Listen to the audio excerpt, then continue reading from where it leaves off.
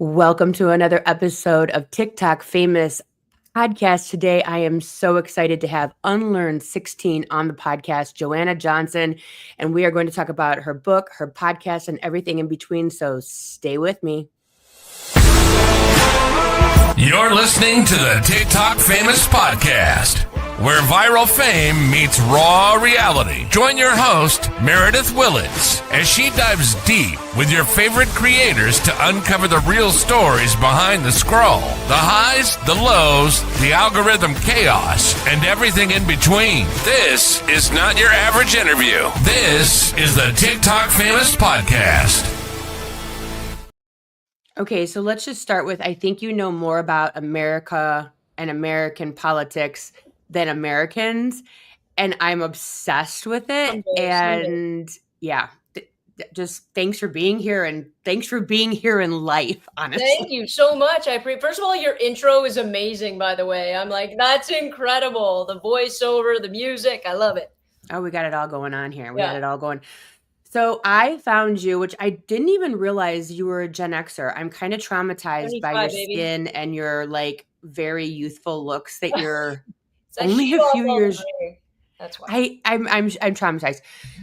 3.5 million followers on TikTok alone. That's true. That's crazy. It's weird. That's so crazy. And I read today that you started with lip syncing and dancing. Yeah. Sure. No dancing. I think I danced once, and it was very basic. I can't dance. So and my wife to be tries to teach me. So way more lip syncing, but like when I say lip syncing, like I'd go buy a guitar at Best Buy so I could actually be playing Jamie's Got a Gun in the street. It was a situation. My friends thought I was having a nervous breakdown.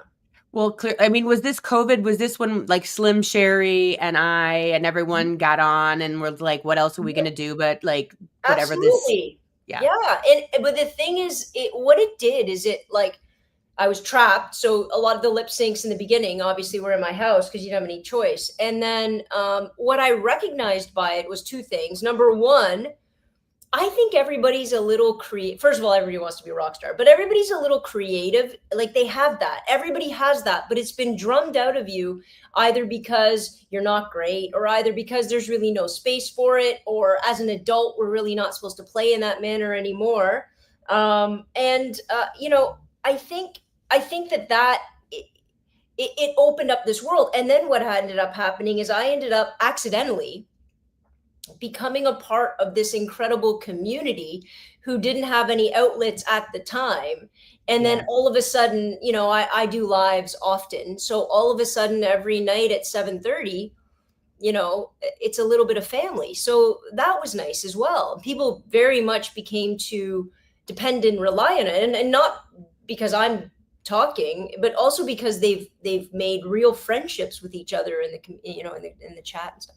Yeah, I think so many of us Gen Xers and just across the space have gotten, involved in TikTok. And it was like the kids made fun of us, or they're like, okay, hey, just try it. Like, yeah. It's either go try it, mom, for me anyways, or you're crazy. Why are you doing this? And you're just like, oh, forget it. And like, I think like to your point, we all want to be rock stars. It's fun. We get to connect. We get to act out. Like where else do you get to act out? I can't even do half this stuff that I do and say. I know you probably have more crossover on like Facebook and Instagram. Like I'm much edgier on TikTok than I am on Facebook and Instagram. I'm a very different person. Well, Facebook, they just take you down, right? You would just get taken down on Facebook? Like either taken down or taken down. Like you're just destroyed.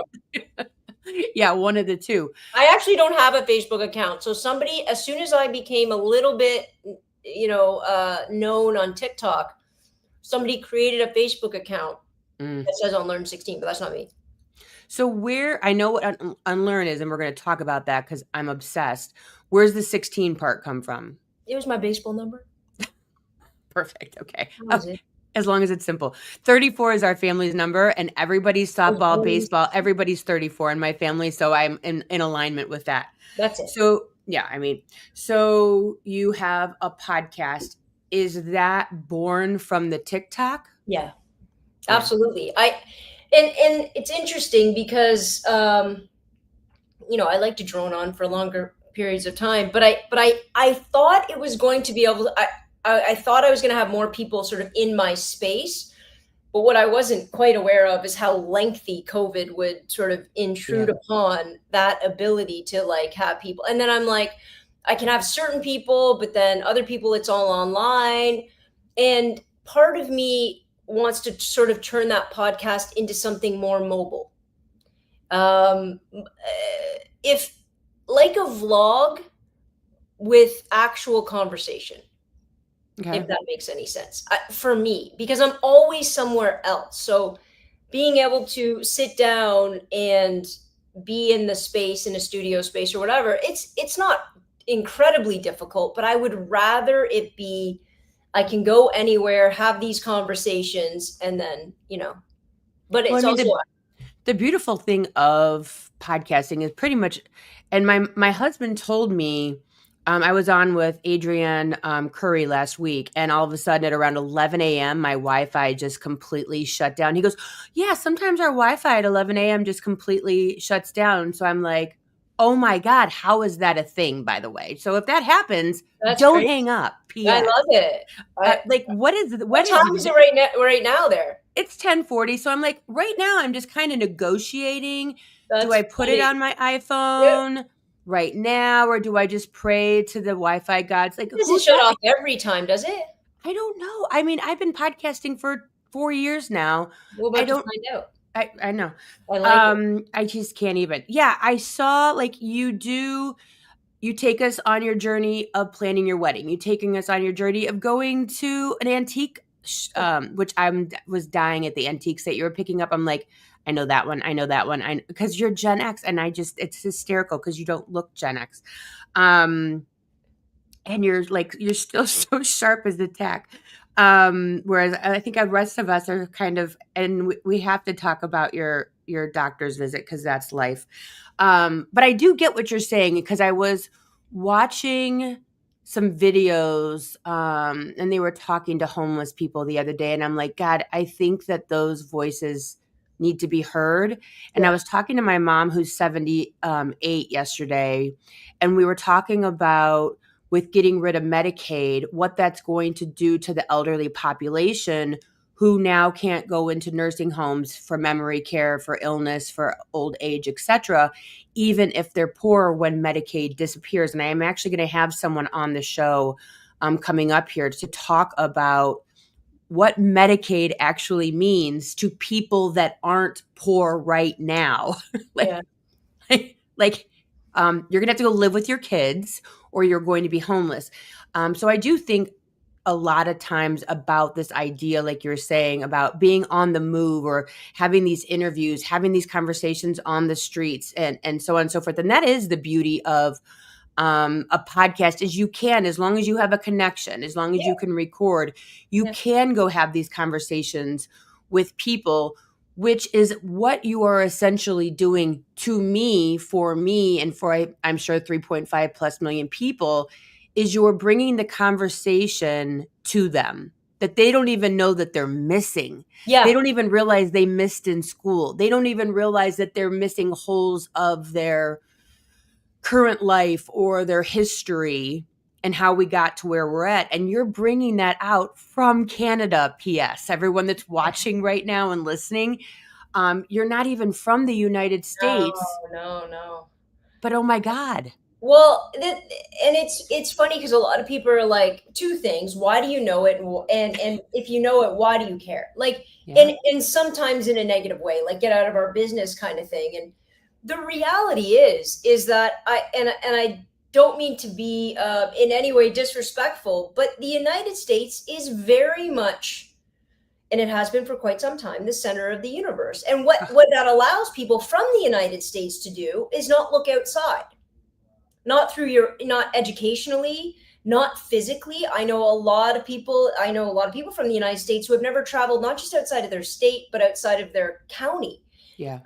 And so you have the luxury of being, well, this is my world, right? Whereas in a lot of other countries, because the United States is such a world leader and a superpower, whether we wanted to or not, understanding who you are, what, the place in the world, what decisions are getting made.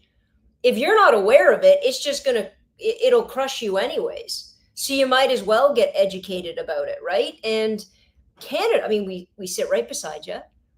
And the decisions, a lot of people don't understand this about Canada, because a lot of people will then blame the United States for a lot of things. And I'll be like, listen, a lot of any sort of military venture the United States has been engaged in, we've been right beside you. We've made those choices right with you. We just don't get the blame, right? So when it goes sideways or whatever the case may be, but the United States and Canada have been very, very strong economic allies and military allies. And obviously we're seeing with economics, you can either understand our trading relationships or watch your small business at this point fail because of the weight of a tariff, because of the weight of the new dynamic that's emerged, right? I also joke, I do joke. Am I allowed to swear on this podcast? Yeah. I say living next to the United States is kind of like sleeping with an elephant. When you guys shit the bed, it really, we get it all over us. So we got to be. There's a visual. On top of it.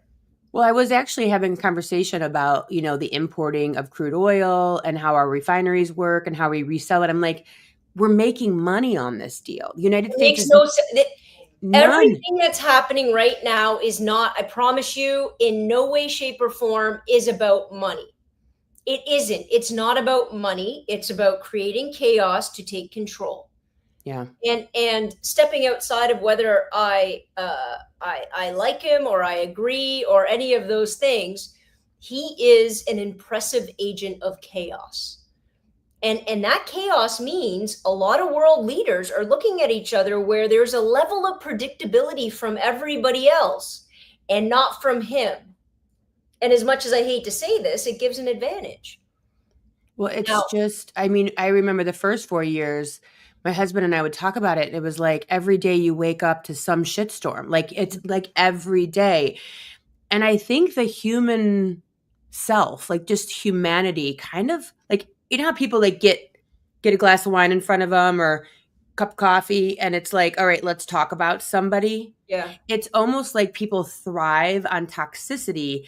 And I don't know, they must be tapping into something here with this waking up to a shitstorm every day, because people must like it. I think they think that we're mixing it up. Like we want them in there to mix it up. There was like, and I think that at last term, everyone made sense. Like you don't want to mix it up for brain surgery. You don't want to mix it up when it comes to world policy and politics and healthcare. I don't think you do. I think when you're going to, because I think what's going to happen now, unfortunately, I think that level of chaos works to a degree. And then what ends up happening is countries like Canada, and whether they're doing it overtly, let's say how Carney's doing it, or covertly, they will start to make economic, military, political, and social alliances with other nations and slowly pulling away the dependency on the United States, which will in turn weaken the United States. Nobody likes chaos on the other side. And it might seem like it's working for you right now, but all of a sudden, when we're selling the lion's share of our crude to China, or we've made military agreements with the EU, or whatever the case may be, the United States and the people, and this is what breaks my heart, the people of the United States, who on the whole I love, are going to be put in a bad position and are going to be, that level of power is going to rescind. Now, do I think it's a better world if there wasn't somebody sitting at the head of the table and there were relatively like-minded shareholders of power? Yeah, that's why forms of democracy work. Yeah. Is when you have that one person sitting at the head of the table, like if the United States pulls out of the NATO, or if they pull out of the UN, it's done. Yeah. It's done. But what the next 20, 25 countries should realize is that if you you got to sit at a table, and now you got to figure out, do you want to win the game by yourself, or do you want to forge alliances so that you can now balance out power of a nation that's held it in a pretty, for a pretty long time. The United States Yeah. has. And I have talked about it so many times myself, like, just travel. Just travel. I mean, like, Changes your perspective. Yeah. it's changes your entire life, that you don't have the only religion. We don't have the only democracy. We don't have the best way of all. There's other interesting ways. There's other people. People of color are interesting and amazing and do things in an amazing way. But, the smaller, and I think that this propaganda started a while ago, was scaring Americans from traveling.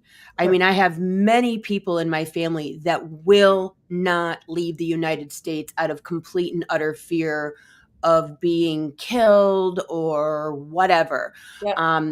And it's smart. I mean, if you think about what they've done, and by they I mean the people that kind of move all the chess pieces, right? And we're just kind of here watching and absorbing and being here for it.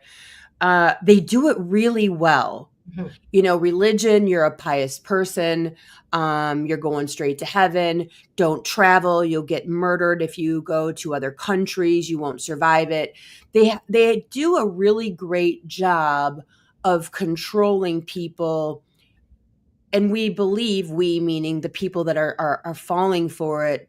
I've been traveling this whole time, but the people that fall for it, it's almost like being in a bad marriage where you're like, okay, if I stay home and I cook dinner, everything will be okay. If I stay home and the house is clean, then everything will be okay, which takes me right back to childhood. If I fall in alignment with my parents, I won't get grounded. I won't get in trouble. I'll be able to go to the movies on Friday night. Like, they're just playing from the same playbook, but in a grand scale to keep people afraid and pious. I mean, this is 101. Yeah, I think fear is a very, very interesting and manipulating emotion. So, and I think this, funnily enough, this second term is because of the COVID was scary. I'm not even going to come close to getting into any aspect of what you did and mandates and this and travel, and what you had to do and what schools did and masks. Here's the bottom line. That moment in time for me is the only moment in my 50 years that I've looked at, that I stood in a lineup to get into a grocery store and I couldn't go in, and it was quiet, and people were getting sick, and I felt scared. Yeah. And I felt scared by something I knew I had zero control over. Right? That was all. And again, I don't care where. Right. The point of it is that's a power of Mother Nature. That's the end of World War I. Here's the Spanish flu. Let's see what you do with that. Right? There was a power in that and an uncontrollability of that scared people. So I think you have two kinds of people out of that. You had this branch. Both were scared. One group said, cool, I'm going to get the shot. I'll go 17 times. I'll take all the precautions to keep me and my family and all of these people safe, and we will get through it. Right? That's one way, because that was the kind of control, you could hold on to. Yeah. The other way was to deny it. Yeah. It was a lie. It was manipulation. It was It was government propaganda. You go that road. And the reason why you're going that road is because you don't want to be afraid. So you deny its existence. Right. So those divergent roads, which were both, stemmed from fear, I think was the first time in my lifetime that emotionality was so incredibly heightened and easily divisible, right? I don't have a Vietnam. I don't have a World War II. Like, those things aren't scary to me because I didn't live through them. But here we are. So I think, and then people pick sides and then decide, how am I going to use this information in order to, and even if you're thinking there is no ill intent, let's pretend for a second, even though we know some people have that, there's a moment, there's a cultural sort of fulcrum where you're like, oh, this is the time. This is the time that I am going to garner some sort of power or some sort of legitimacy, and I'm going to be able to steer the ship, right? And here we are. And I think different people did it different ways. And now we're dealing with the fallout of that, right? The fallout of, all of the things that I just talked about. And then you have this whole new culture emerge that is all about, well, let's go back. Well, of course you want to go back. But do you believe that, like, when I look at it and I talk to people, because I am friends and I am family members with people that love Trump. I also have to say that I did talk to someone recently that loved Trump, like shit in their house, loved Trump. And there's posters. What do we got? Hats, t-shirts, socks, like hanging, like in the kitchen though. Like I don't have the poster, but I'll put the hat there. All right. And I feel that they are starting to this is the first time I was able to have a conversation with this person, because I tend to not bring it up because that's not how I want to base my life, is on this person in office. But I'm feeling them starting to dial it back. I'm feeling that I can say things like, I felt like in 2016 that Trump ran on, Constitution, patriotism, and all that. And now all of a sudden we're basing this entire 2024 on anti-Constitution, like we're just blowing the whole thing up. Like it doesn't matter, no due process, no like whatever. And I felt like I was actually able to have logical, calm conversations, but this person is actually very well read at the same time, and is open to listening to both sides. So I am on both sides of people, of humanity, of talking and being friends with both sides. But I feel, and I will die on this hill, that Trump was created from Obama. Well, yeah, sure. It's a pendulum, right? 100%. It's a pendulum. I still can't believe, listening to Obama, by the way, I mean, I would travel anywhere to hear that man speak, but that level of charisma and intelligence, we can talk about his policies. We can talk about what's going on in Syria. We can talk about a lot of problems that I have necessarily with the way things played out. But I don't think anybody can really, disregard his ability and charisma to command that kind of attention, because he was awesome. So awesome. Eloquently and with such a sense of humor, and just that's why he's smart. That's why he can do all of those things, right? Yeah. But I'm not lying. When I remember when he was running, and I started hearing glimmers, like pieces of him, and I'm like, because nobody really knew who. Well, I didn't. Oh, yeah. It was out of left field, right? I'm like, his name's Barack Hussein. Right. I mean, this is never gonna. He's an African American man. He has family where?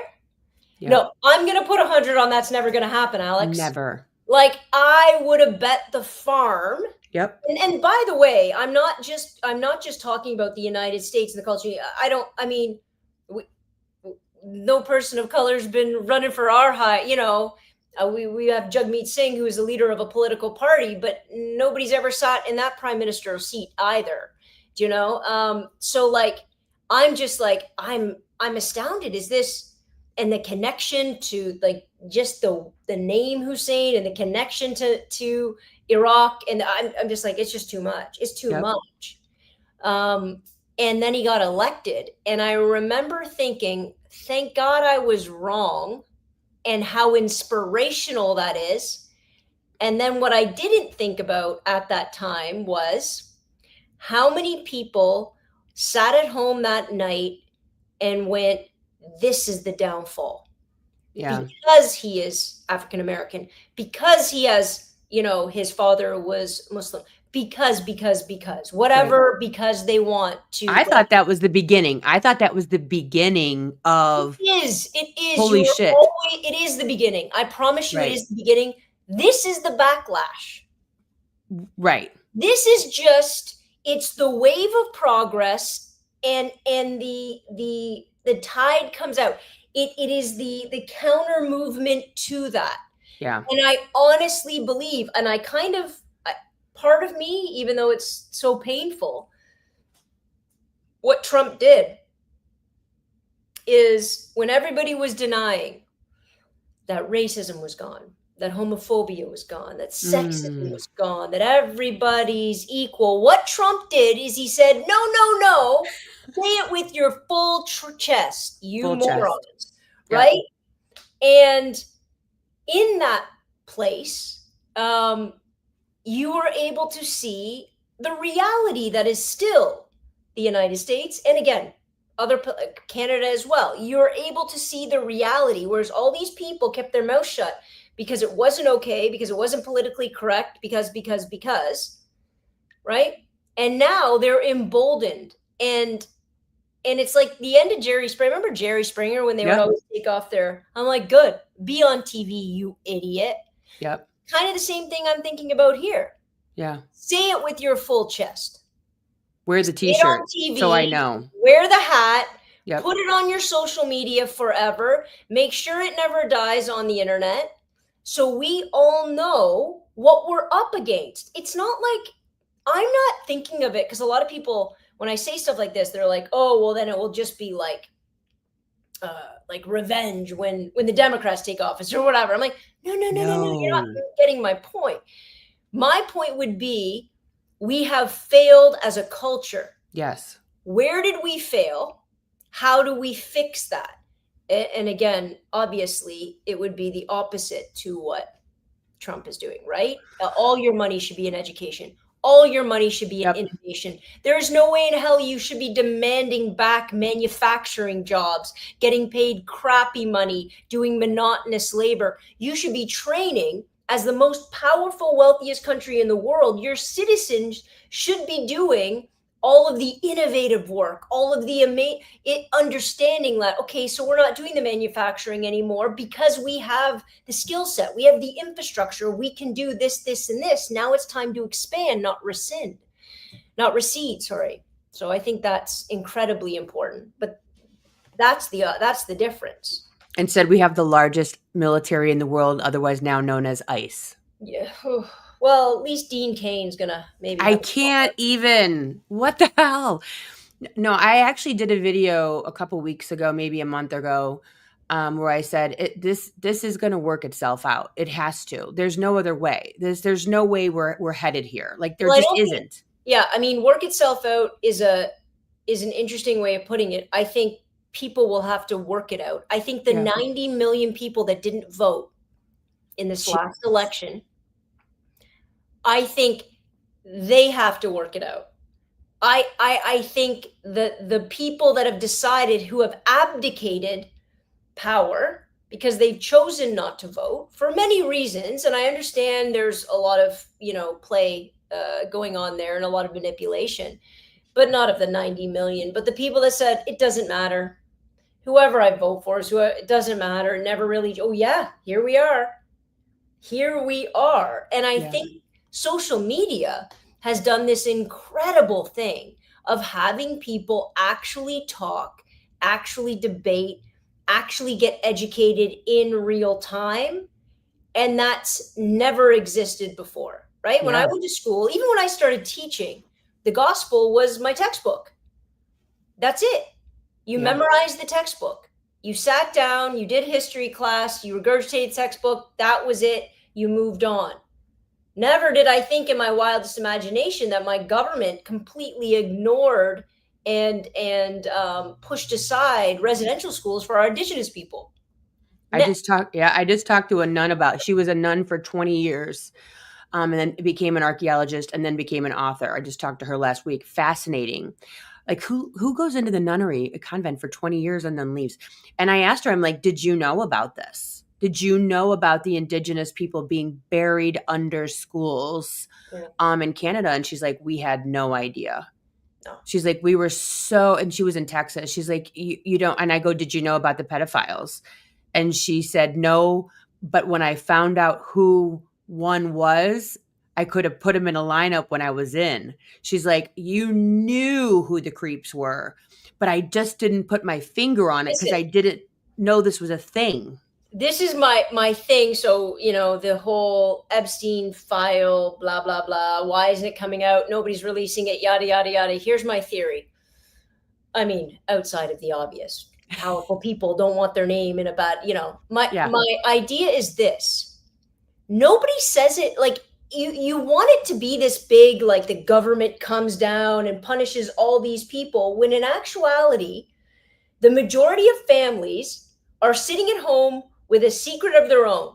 Yep. The uncle they don't talk about, the priest they don't talk about, the whatever, and you're like, shh, we just exclude them, but we don't talk about it. We don't prosecute. We don't make a big deal. That's private We made it our culture, United States and Canada alike. We made it our culture, this secrecy, this shame of these things happening to individuals in our family. Why do we think that the government should be held to a higher level of accountability in these powerful people than we held Uncle so-and-so who came for Thanksgiving one too many times and got a little too friendly with? Right. So like you can talk to any family, I guarantee, even if it's a little bit more distant, somebody knows somebody in their family who's crossed that kind of line, and they don't come around for dinner, but they sure as hell didn't walk them down to the police station and put it on the 6 o'clock news, because that's not what you do. Until we make it known, until we aren't ashamed, until, and we're getting closer to that. But the amount of people that hide it. Well, I mean, just sitting here talking to you, it's interesting because I'm watching as you're talking, as we're sitting here. It's like you said, like there was this momentum of like, okay, we have a Black president. Okay. Child of a single mom. Okay. And now we have social media. So we're able to share all of this. I always talk about TikTok. It's like you're getting college education, you're getting a PhD, and you could be like literally not even a high school graduate. This is the first time in history that we have been privy to information without necessarily going to an institution, even though TikTok can make it feel like an institution at times. And, as you and I are talking about this, it feels like this massive zit. Like we're exploding our families, we're exploding ourselves, we're exploding. Everything is being put out into the open. Me Too movement. And, all of these things, it's like we're flushing it out and we're flushing the bad and we're having these conversations, like you're saying, even about like, we want to look at Trump. We want to look at the Epstein files and go, over there, that's the bad guy. I can name him. He's always over there. It's always over there. Like the other ones, the immigrants, the Black, the LGBTQ plus. It's easy. Easy. They're the problems. The people with money are the problems. Oh God, right. Who are rock stars and who get to live they're the problems with drugs. Are you okay? Right. You know how many, when you look at a rock star who's addicted to whatever, and you're like, why would they, like, what, like all of these are horrible. You look at how many parents are on their kids' Adderall. Stop it. Yep. How many people need a few glasses of whatever before they go to? Stop it. You cannot point to addictions or failures in a certain group of. They're like, why are all these Hollywood people unfaithful? Well, go check on how many people in your circle, in your family. Yeah. No, I've seen The Hunting Wives. It's not a good thing. Oh my gosh. I just saw you were commenting about that on your video. Everybody has a adulterer. I didn't have any idea what kind of ride I would go on. And I think I'm only on the second episode and I am traumatized. Dude, you're not even close to how bad it gets. Not even close. The ride. I don't know. I'm kind of thinking every time I want to say the word Trump, Epstein, whatever, I need to go, okay, wait, what's wrong with my backyard? Let's talk about my family. I'm not even going to look outside anymore. I'm just going to look down at my own feet and say, until the room that I'm sitting in right now is cleaned up, Worry about yourself. Well, it's just what the reality there is that there is just such an easy way to say, look, and to be honest, the more we say look over there, the more internalized sometimes it actually is, right? Well, look at all the people that are like, no abortion, no this, no that, and they're found with a 16-year-old girl or boy in a hotel. I'm like, I've never worried about abortion. I've never worried about any of this shit. And you're not finding me in a hotel room with some underage kid. It's always the ones that are tapping their foot under the bathroom stalls at an airport bathroom that have the issues. And they're always the ones that are creating these wacky laws. Yeah. I think, anybody can sit down and have rational debates on what's a good law, how do we make it just, how do we make it fair, how do we take all the gray areas. I'm becoming more and more hesitant or nervous about any true believer. And when I say true believer, I'm not speaking just about religion. I'm speaking in general. Anybody that sees the world in black and white so easily, right? You are proving to me off the hop that you're choosing to remain ignorant on a whole bunch of things just to make it simple and easy. Because the truth, which is why a lot of people want to do this right now, because the truth is everything's gray, everything is complicated, everything has nuance. Nothing in this world is black and white. And when you admit that, it's scary, it's hard to control, it's hard to discuss, it's arduous. And we have enough people, we all have enough things going on in our lives that are hard and arduous and take up all of our time. I don't want that to be one of them. I just want you to tell me you're going to charge me less tax, I'm going to get better healthcare. That's all. Yeah. I want you to tell me that using gas in my car is no big deal. Don't worry about it.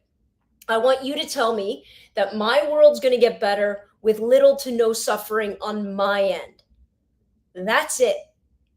And if you can convince me of that, even if it's a lie, as long as it's almost one I can buy, yeah, I want to buy it. And that's where I look at people that maybe don't vote with their actual interests, and what's going to impact them. And I think they're just looking to feel safe. Yeah. And they're hopeful that the lie that they know is a lie in their gut isn't a lie, and they're going to have a better future. And that's it. Well, I think this speaks to your entire act, which is unlearn, which humans want to put all in a box on a shelf and make it make sense, because then it aligns with their ego. It makes their ego real.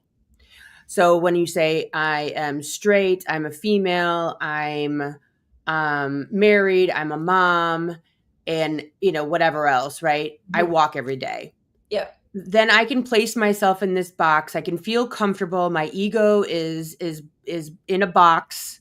And now from that space, I can work from where does everyone else around me in their boxes fit? Am I thinner than them? Am I smarter than them? Am I richer than them? Little categories. Great. Right. And what you were talking about was something that I read, was that one of the girls at your school came to you and said, XYZ, why are you saying that I can't wear a tank top or whatever it was? Right. And you went, right? Yeah. And I have a book, and in the first chapter, I talk about programming, the way we've been programmed since birth, from our parents, from church, the school, our friends, our family, society. Is all programming. It helps us define our ego. And when you talk about this idea, this concept of unlearning, and I was thinking about you this morning whilst making my bed, I was thinking about this idea that once we've taught a human, we've got them. We've got them. Mm-hmm. We can manipulate them from that point, even if it's in a news article or a TV show. That's why I love documentaries, because it blows open my brain to what a murderer actually is and how they became a murderer, and so on and so forth, right? I have to unlearn my ideas about predators and Democrats and I'm thinking about this concept of what you're saying, that if we start from everything is gray, it's like everyone's walking around on ice. They don't know where it's everything's slippery and wait, maybe I do have to listen. And it was funny because my husband came to me the other day and he goes, maybe the goddamn Republicans are right. I don't freaking ask. No, I don't know. Maybe I'm wrong. And I love that about him. It's a good place to start. Yeah. It's a good place to start. And this whole idea, and I've had to learn, and I learned through my kids, and you've got, I don't know, probably 100 kids that you learn from every year, which is probably why you're way smarter than me. But from the kids that I have, I have to bite my tongue often because of the shorts, because of the tank tops, because of I want to drive my car to 2 hours to Michigan. And I'm just like, oh God, because I've been programmed from childhood that certain things mean certain things, which equate to certain things. And I think that it shows such a sign of growth for all of us when we can, as you're saying, sit in the gray and let the ice be under your feet. Yeah. I think that's important. I think it's also important, like your kids driving 2 hours to Michigan. I don't know what they're doing in Michigan, but place there. What's that? We have a place up there. And the first time she did it, I bought it in Detroit. Or what kids are wearing when they leave the house. Like, obviously I push all sorts of boundaries or expectations, let's say, with the way that I dress, the way that I cut my hair, or whatever. But what I think is an interesting conversation, and I put this to my students often, we are all performative, meaning nobody on this planet is this amazing individual that has never been influenced, right? So if we've all been influenced, we've been influenced to do what, for what purpose? And I think sitting down and having that discussion has value. Yeah. I think it has value to say, well, when I dress in a certain way, am I doing it because I love it? Am I doing it because I saw it on a TV show? Am I doing it because he or she loves it? Am I doing it to get the right job? Am I doing it? Why am I doing? Because it's always a combination of that. Always. Anybody who says I dress just for myself, liar. Right. You're a liar. Stop. You want to walk out of the house and you want people to go, oh, wow, that's a good look. Of course. Now, in different capacities, that external validation becomes sometimes more of a driving force than it should. Talk about it. Yeah. For teenagers, it's going to be the number one driving force because all of a sudden it's part of their growth. Their parents don't matter anymore. The only thing that matters is their friends. That's why they all like to dress the same, because it's about that kind of peer, it's about validating who they are and in what group they are. And the reason why they need it is because they're pulling so hard away from their parents, because they need to become individuals, right? Yeah. And it's a painful process. And guess what? They're going to make a boatload of mistakes. My only job, I think, as a teacher and just as a person, is to have cool discussions about the why. Yeah. Let's not pretend, right? Let's not pretend that there isn't something external driving how you dress and what you wear and what you choose to do and who you hang out with and the way you present yourself. Let's not pretend as though you live in this bubble that is safe from all of these influences and socialization. That would be silly.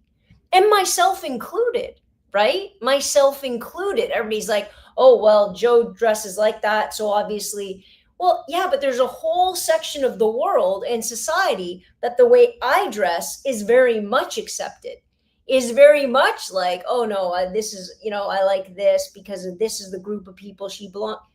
So don't think for a second everybody's not looking for a level of acceptance and a level of sort of, inclusion into certain groups. We're social animals. We like it.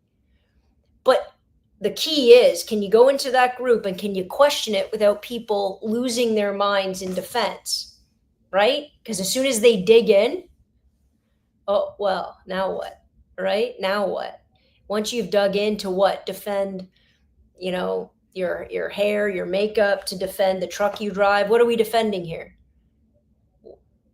Because we all made rational conversation. We all made rational choices. Not one of us would own a brand new car. A stupid investment. Right. Well, and I use the word invest, not investment. What a stupid purchase. I have a new car sitting right. That's what I just looked at. Well, I just saw a video. This girl was lugging out bags of clothes. Yeah. Garbage bags of clothes. And she said, this used to be money. And it's like, oh God, that's such a killer.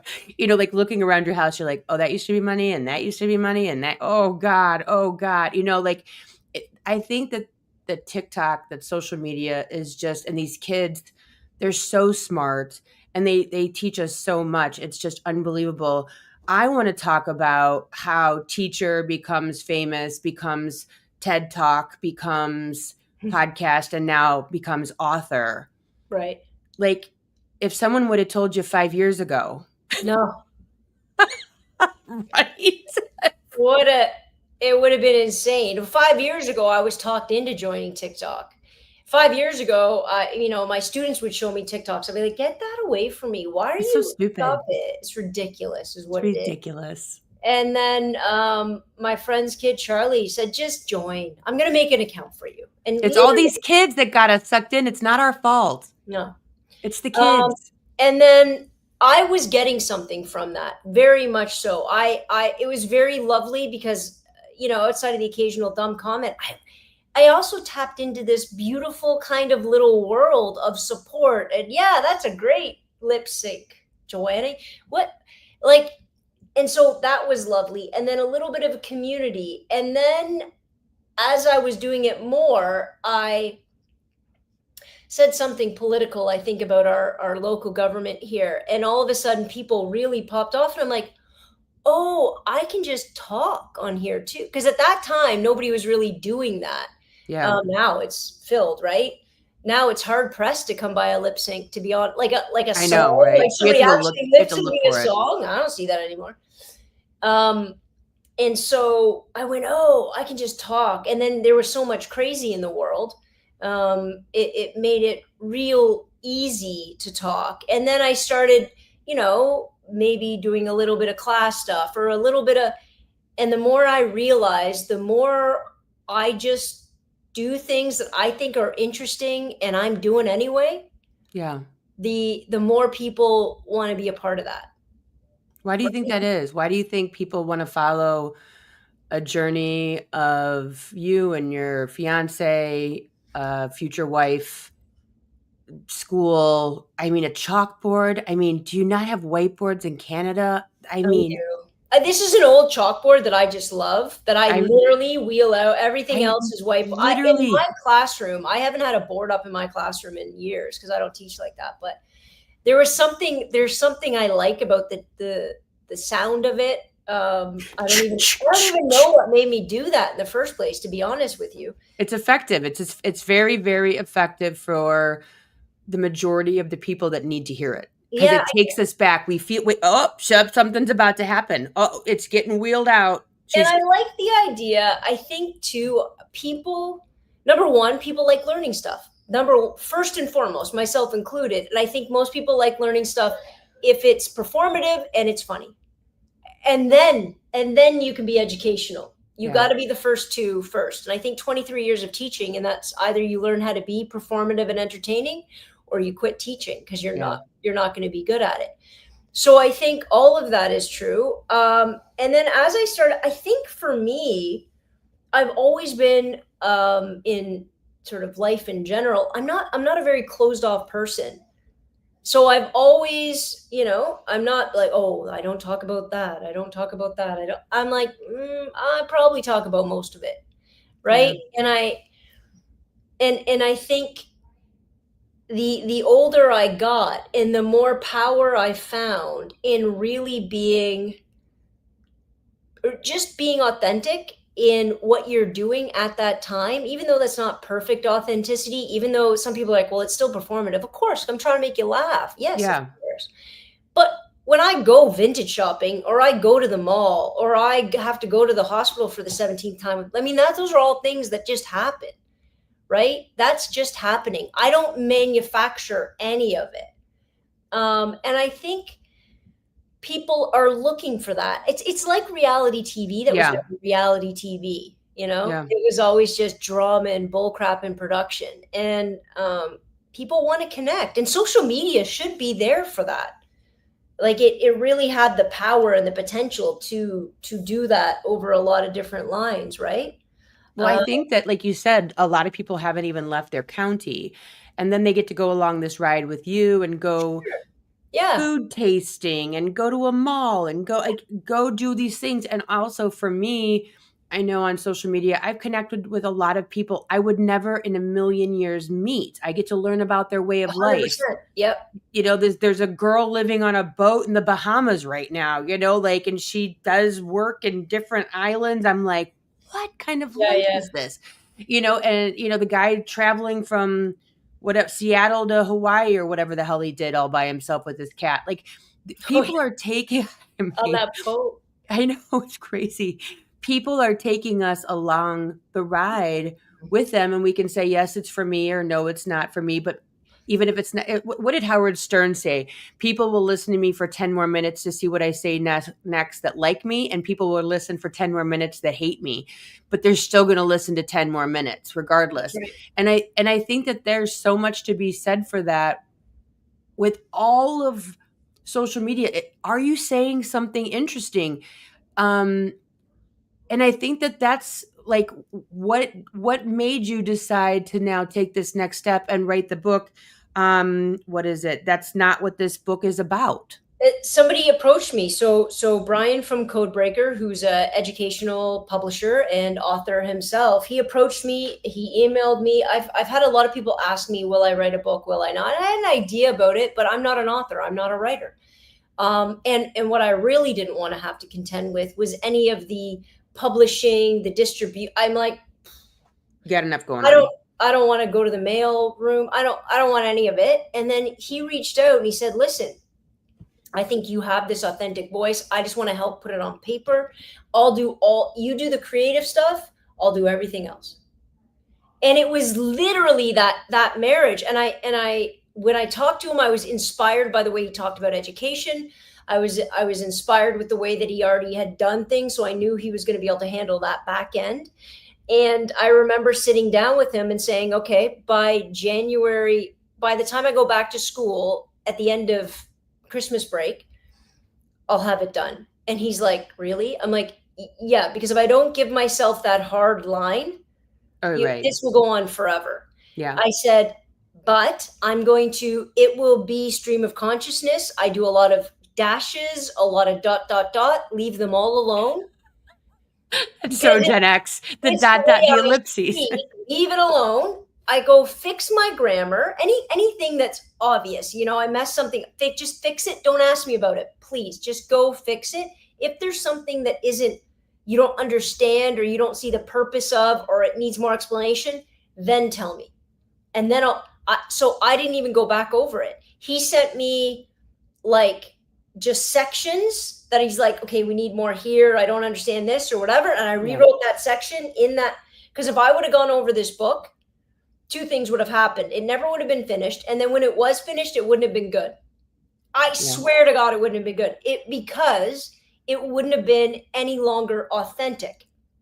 It would have been like the 10th time I try to do a TikTok. That never works because I try to be too funny. Right. I think of too many things, or I think I'm going to sprinkle this here. I'm going to do this again. I'm going to, too much. Yeah. Too much. Yeah. People like even and that's why they like, let's say, live music. You don't listen for live music for it to be perfect. You listen for live music for Pink to forget the song that she's been singing for the past 20 years.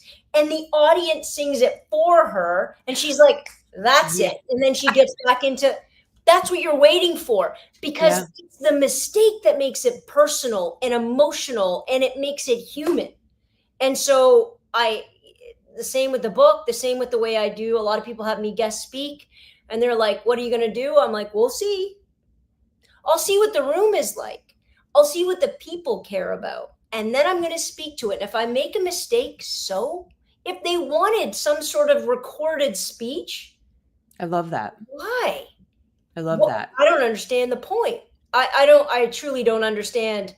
Like, I mean, I have a topic that I'm going to talk about, but if that group of people, if I go in to talk about equity and all of a sudden they really want to talk about gerrymandering for whatever reason, uh, get me a chalkboard.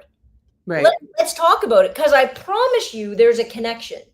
Yeah. I promise you there's a connection between what I was going to talk about and its output in the political sphere or the educational sphere or the legal and economic sphere. Guess what? It's everywhere. So I think that's my goal with the book and then with speaking engagements, because my idea is I want to be the antithesis of a Charlie Kirk or a Jordan Peterson. I want to be able to occupy and be in person in venues with real people who love me or hate me, both preferably. And I want to be able to have a good discussion. And I want it to go where it's going to go. That's my goal. Why don't you set it up? I mean, I think that at this point you can do that round table chaos debate situation. You're there. Yeah. Well, again, those are a little too performative for me too, because again, those are set up so that I beat you, not so we have a discussion. I'm not interested in winning. I can make people look like idiots. That's not interesting to me. What's interesting to me and what should be interesting to everybody is, why is somebody willing to sit across the table from me and say something like, trans men and women in the U.S. Army don't deserve retirement. Yeah, right. All of a sudden, P.S. Excuse me? They served their country in the scariest, most dangerous, most life-altering way. And now you want to tear that away from them from what? Listen, I can make somebody feel like absolute garbage and walk away crying with that opinion, or we can have a conversation and we can talk about why the word trans scares them so badly. Who has taught you that? Why have they taught you that? What is it about you that makes you feel so uncomfortable? That's the conversation. Because I'm telling you right now, if I embarrass somebody, I'm not winning. Yeah. I'm just not. They're going to go back with more rage and more, they're going to dig in further. They're not going to ever want to have that discussion again. Now, I think there are lines, obviously. There's people you're not going to get to have discussions with. But I still think most people on this planet are good people. They want what's best for themselves and their families and the people that they love and their community. And they're just trying to find a road to it. That's it. That's their goal. Now, if they go off course a little bit and it seems as though that's not getting you where you're supposed, then that's the conversation we need to have. And I don't think people are ingrained to be racist and bigoted. I think they're ignorant. And I don't mean that in stupid. I mean ignorant, meaning they don't know. How many trans people do you know? Oh, none? What a shock. Yeah. Right? Like, and the more that can happen, the more that those worlds collide, the better off every single person in that room is. And by the way, according to the left, I'm also not politically correct all the time. I'm also not, the left has made a very tightrope of things you can and can't talk about, can and can't say. I also think that's garbage. And that's how you create a right the way that it looks right now. You get mad at people and you fire off on people that make honest mistakes. Yeah. And they just don't know. Yeah. And you try to bury them because of it. Oh, and I watch the left eat each other all the time. Even when they learn, even when they apologize, then it's not really a sincere apology and it's performative. It's like, no, I remember when I went through my whole people of color nervous breakdown. a few years back when I didn't know what I didn't know even. And, you say the wrong thing and this, that, and the other. Thank God it was before TikTok. But yeah, there's a lot of stuff that I hear people now say, and I'm just like, like there's just a lot of things that you say that you don't even realize. Like if you're speaking to a Black woman, you don't say the word angry. You don't say the word you're being aggressive. It's a trigger, and it's deemed a certain way, and you need to be mindful of that. But if you don't know that, and you're like, why are you being so angry? Like I can see on both sides, definitely, like I didn't know, but now I know. And wouldn't that be a great conversation to have? Because great I'm sorry, I conversation. know lots of people of many different backgrounds who get angry. Who get So angry. am I never allowed to use the word, even if that's what you are? Well, of course. So let's have that conversation. Yeah. Right? Let's Yeah. have it. Let's have it in a real, authentic way, not in a way where I'm trying to prove that I'm better than you or you're trying to prove that you're always right. That's going nowhere. Because again, with the statement you just said, there's no gray. It's all gray. There's no black. There's no white. No pun intended. Yeah. I mean, I think it'd be interesting. I mean, just when you just said that, I mean, that's an interesting book right there, is having those conversations in a book so that people can sit down and read, or, like just watch it happen. I think that that's what's so scary right now, is having the conversation. Any conversation can be scary. Like why is it okay to have trans athletes? Why isn't it okay? Why does it matter there's 7 of them in the United States? Like, what are we doing here? Why do we always have to focus on this thing that's 1/10 of 1/1 billionth of a percent when there's so many other issues? Like, why do we care about gay marriage? What does that do to anybody's, like, how does that affect me at all? But let's have the conversation. I think that's really brilliant, because right now I think that by making everything not okay, we are missing a lot of conversations, because people like me who don't want to step on myself, who don't want to choke on my own foot, I probably do pull back on saying a lot of things on social media, on my podcast, because I'm like, that doesn't make any sense to me. Mm-hmm. But I don't want to get canceled. I don't want to go through months of being on that side of TikTok, or, being attacked in that way. Yeah. And I think it does stifle conversations. I had a mishap. I've talked about it here before, with a creator, and they were, it was during that man versus bear whole conversation. Yeah. And, the trends, right? And I there was this guy, and he was going off about women, and I'm just about, I forget what it was. I'm like, he was commenting on man versus bear, and I'm like, well, clearly you've never had to deal with being attacked, and he had, and I didn't know that he was assaulted by a female, and 2 months. 2 months I was attacked. It was scary. It was awful. It was horrible.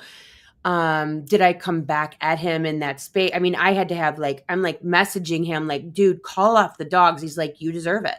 You did this. You said what you said. And now this is the way that life is.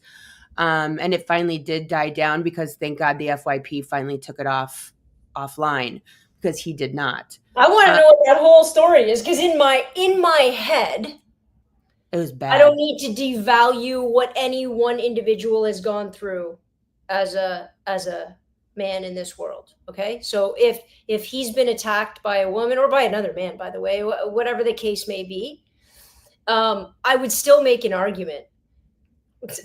I don't even know who he was, but I would still say, walking through this world and the attacks and the assaults and the objectification and the entitlement to our bodies as women, you're not going to compare the two, right? Like that would be absolute garbage to me. Absolute, because it's consistent. It is so consistent that women let go, and what they shouldn't do. Women let go of 90% of stuff that happens to them. Easily. 90%. I don't know a woman who hasn't been sexually assaulted at some point. I don't know one. I don't know. And so to make that comparison is ridiculous and asinine. Now, I don't need to say that, oh my God, well, everybody couldn't have been, of course. But right now, we're talking about what the consistent patterns are, what the law said, like all of it, right? I All remember of it with that student that you were talking about what kids wear and what young women wear, and her talking about that. I remember there was an artist in the East Coast, and she put together installation of all of the clothes, I think 20 different outfits that women were wearing when this happened, right? When SA happened. And the fascinating part of that, there's a lot, because so she'd put up the piece, and then she'd have a description of what happened to the individual. There wasn't a mini skirt to be seen. Yeah. Right? It was like running shoes, track pants, a hat, like a jacket. It was winter. Like, and all of the preconceptions that I had in my head that were garbage about, you know, what women wear and how it attracts. And then you start to realize, holy crap, no. It's just culture. I could be wearing a snowsuit. Yep. And there's still an element in our culture that says I can have access if I want, if I'm bigger and stronger than you. And that to dismiss that by trying to say, yeah, but I've been attacked too, I think I don't think that's a. Well, then he said that the reason that men are like that is because women have raised them. So it all goes back to women. It was not a fun couple months. I don't know who this person is. Listen, I would never discount parenting and how we raise our kids. Yeah. But that's just women? Well, men haven't raised you? And if men haven't raised you, what problem is that? Yeah. Like, you can say my parents, you can say culture, you can say a lot of things, because there's not a lie there. Our culture has emboldened it, accepted it, right? There were no laws against marital SA until 1985. Isn't that wild? In Canada, anyway. I don't know what it was in the States. Yeah, 1985. I think it might even still be not a thing here in some states. Like, that's one thing. In Canada, do you have different states with different laws that like criminal law is consistent across the country. So I find it very disconcerting that you can go to one state and have capital punishment, not in another state. That's insane to me. Insane. So we have a criminal code that goes across the entire country. Civil law, so like contract law, marriage law, that changes province to province. Okay. So yeah, it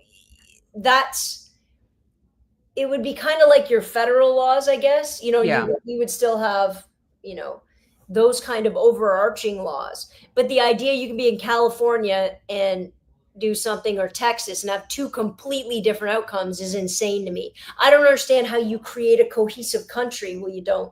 You created a cohesive country with that differentiation, right? Well, laws, criminal laws and protections.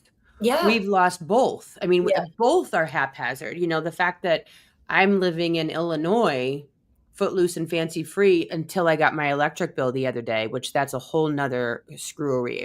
It's been $200 a month for 8 years. It was $550 a month. And what's the underpinning there? Well, it's all over TikTok. Right now, I went to bed last night and it just blew up, probably because I crossed back into state lines. And I guess it has to do with the delivery fee that ComEd is charging. But why is it so high all of a sudden? We have no idea. But I mean, the woman on the video last night, she was giving phone numbers for like Pritzker's office and stuff like that, the governor here in Illinois. So I will be calling them today to at least let my voice be heard, because $200 to $550. And this is across Illinois. So this is my whole house. I mean, granted it's air conditioning, but it's gas stove, gas heat. I mean, just lights and it's wild. So over more than doubled. But, you know, the whole idea that I have a friend who is an OBGYN and she is delivering babies from people that are coming in from Indiana. She's dealing with abortion situations coming in from Indiana. 30 minutes from me is Indiana. And she's dealing with all of the fallout of incest and rape and abortion situations. It's insane. wild. It's absolutely, and again, like all of that is just, you know, is crazy to me. And this is the thing that people are going to start to have a real eye-opening experience and try to understand when you talk about your constitution and what fundamental freedoms are. You better get those real clear and real solidly unlocked. I'll never forget, actually, when Roe v. Wade was getting overturned. Oh, which, by the way, I bet against that too. I'm like, there's no way. And no, my dad told me he's a criminal attorney for almost 40 years. He said, Meredith, they just do it for politics. It will never be overturned. Never. It is the pursuit of happiness. It is right to privacy. It will never be overturned. But you know what's funny? I'll never forget, because I saw this before that ever happened. When Ruth Bader Ginsburg, when that movie came out, I was doing a little bit more, and I came across her saying, careful, this is on a faulty premise. She was very pro-choice. She thought it should be a protection. It wasn't like she was against a woman's right to choose. She goes, I don't like the law on this one. They pushed it too quickly. They pushed it for a reason, and the law is shaky. And she said that an awfully long time ago. And so when I heard that, I went, oh no. Well, it's not, you know, you got to make sure you make it on the right sort of, you know, constitutional framework, and it has to be solid, rather than it being, because then if we're waiting for it to be a whim, if we're waiting for it to be a cultural shift, well, here we are. Well, I got to tell you, I am just so thrilled that you agreed to be on the podcast. Oh, thank you for having me. And I'm sorry we had a couple of mishaps. Oh, well, you know what? It's some Gen X shit. It was my fault. I missed a whole other day. Don't you remember? Yeah, I don't know. Just didn't even have any remembrance of it at all. Because you're in my world. You're perfect. You have a new book. It's available on Amazon. That's not what this book is about, is the title. That's it. 3.5 million people find you fascinating. I am one of them. Go check her out over on TikTok. Are you on Instagram? What are you over there? I'm sure. Okay. Podcast Unlearn 16 class is in session. Right. You have a TED Talk. You use the word MapQuest when trying to find a location. I wrote that down today because I was dying because I tell her. I didn't say triptych. Do you remember those? The ticker tape from AAA. That's right. I didn't say that. I've been to Florida at least 15 times on those maps. I literally was dying. You're like, I put it in MapQuest. I'm like, oh, she's my people. Because I say it all the time. I never say, I'm like, put it in Maps. It's in MapQuest. Whatever. I love it so much. I'm going to get a map for my car. I know. Every once, just pull it out. My kids the other day where they're like, what do we do if there's no internet? How do we get anywhere? I go, we don't. They die. We just die. We're screwed. There's no places I've been going my whole life. I'll put it on because it'll show me the quickest way to get there. Quickest way, no accidents, no situations, no detours. It's just right. And I don't have to think. And maybe that's why you have. Every time I'm in the car with my mom, she fights it. That's not the right way. I said, Mom, it is. She goes, no, it's not. I know a better way. I said, you do not know a better way. Trust me, they know the bestest way. My daughter, who's 27 in November, she left a half an hour, 45 minutes from before me yesterday from Michigan to Illinois. And I looked at the maps because I was going to call her to make sure she had gotten home. She was east of me, perpendicular. I go, what have you done? We are equal and you are closer to Ohio than Chicago. She's like, I made a wrong turn and I just didn't trust it to reconfigure me. So I just kept going because I turned the voice off because I'm listening to a podcast. I'm like, You're only 27. You can't be this flaky yet. It's not okay. I'm 52. Get back, turn the voice on. So yes, it is what it is. It's not an age thing. I think it's a personality thing. You know what? Next podcast we'll tell them how to use a triptych. Triptych. We'll show you page by page. Well, this has just been so awesome. Where it's like construction, please take a detour. They won't know what to do. No. They'll be like, "What's a detour? I don't even know. Is it going to reroute me? Is it gonna tell me where to turn around?" Yeah. Trust. I'm going to make it a job of some of my graduates to be able to go somewhere using a triptych. That's actually not a bad idea. If they can get there, they can graduate. If not, they got to redo grade 12. All right. I'm here for it. Thank you so much. Thank you so much. I appreciate you. Everybody go check out her podcast. Go follow her on Instagram. She's got more information than I do, and I live here in the United States. She's bringing it all. She's planning a wedding. We get to go along for the ride for all of that. And she takes you to amazing antique fairs with, all the good stuff from our childhood, including Gumby and all the things. That's true. I love it so much. All right, you guys, I'll see you all here next week. Thanks so much for listening. Thanks for tuning in to the TikTok Famous Podcast with Meredith Willits. If you're loving the unfiltered stories and behind-the-scenes truths, be sure to subscribe, leave a review, and share the show. Until next time, let's get